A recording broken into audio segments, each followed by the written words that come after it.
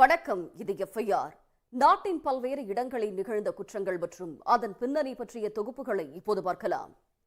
முன்னாள் கிரிக்கெட் வீரர் சௌரவ் கங்குலியின் மனைவியை உருவ கேலி செய்தவர்கள் மீது போலீசார் வழக்கு பதிவு செய்திருக்கிறார்கள்.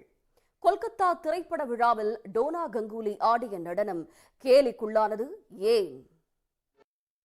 கோவையில் 13 வீடுகளில் 56 சவரன் நகைகளை கொள்ளையடித்து ஊபி கொள்ளையர்களை போலீசார் சுட்டுப்பிடித்திருக்கிறார்கள்.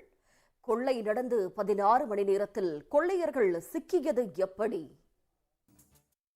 அமெரிக்காவில் சொகுசு கப்பலில் இளம்பெண் கொலை செய்யப்பட்ட சம்பவத்தில் அவருடைய சகோதரன் மீது சந்தேக பார்வை திரும்பியிருக்கிறது. குடும்பத்துடன் சொகுசு கப்பலில் சுற்றுலா சென்ற சியர் லீடருக்கு நடந்த கொடூரத்தின் பின்னணி என்ன? பெங்களூருவில் காதலனுடன் சேர்ந்து கணவரை கொன்றுவிட்டு நாடகமாடிய மனைவியை போலீசார் கைது செய்தனர். கணவரை காணவில்லை என்று காவல் நிலையத்தில் புகார் கொடுத்த மனைவி வெள்ளை நிற காரால் சிக்கியது எப்படி? கிருஷ்ணகிரி அருகே அக்கா கணவர் பெயரில் 80 லட்சம் ரூபாய் லோன் எடுத்த மைத்துனர் அவரை கொலை செய்து லோனை முடிக்க திட்டமிட்ட சம்பவம் அதிர்ச்சியை ஏற்படுத்தியுள்ளது. விபத்தாக சித்தரித்து அக்கா கணவர் பெயரில் உள்ள இன்சூரன்ஸ் பணத்தையும் சுருட்ட திட்டமிட்டவர்கள் கைது செய்யப்பட்டிருக்கிறார்கள்.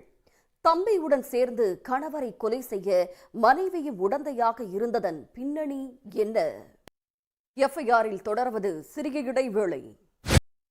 டெல்லியில் உயிருடன் இருப்பவரை இறந்ததாக கூறி 50 லட்சம் ரூபாய் இன்சூரன்ஸ் பணத்தை பெற முயன்ற இருவர் கைது செய்யப்பட்டிருக்கிறார்கள். சடலம் என்ற பெயரில் ஜவுளிக்கடையில் இருக்கும் பொம்மையை எரிக்க முயன்று சிக்கியது எப்படி? சென்னை அருகே 2 கிராம் தங்க நகைக்காக பெண்ணை கொன்றுவிட்டு ஏதும் அறியாதவர் போல சம்பவ இடத்தில் வேடிக்கை பார்த்த கொலையாளி சிக்கியுள்ளார். கையில் இருந்த காப்பை வைத்து போலீசார் துப்பு துலக்கி கைது செய்தது எப்படி? இத்துடன் எஃப்ஐஆர் நிறைவு பெறுகிறது. நன்றி, வணக்கம்.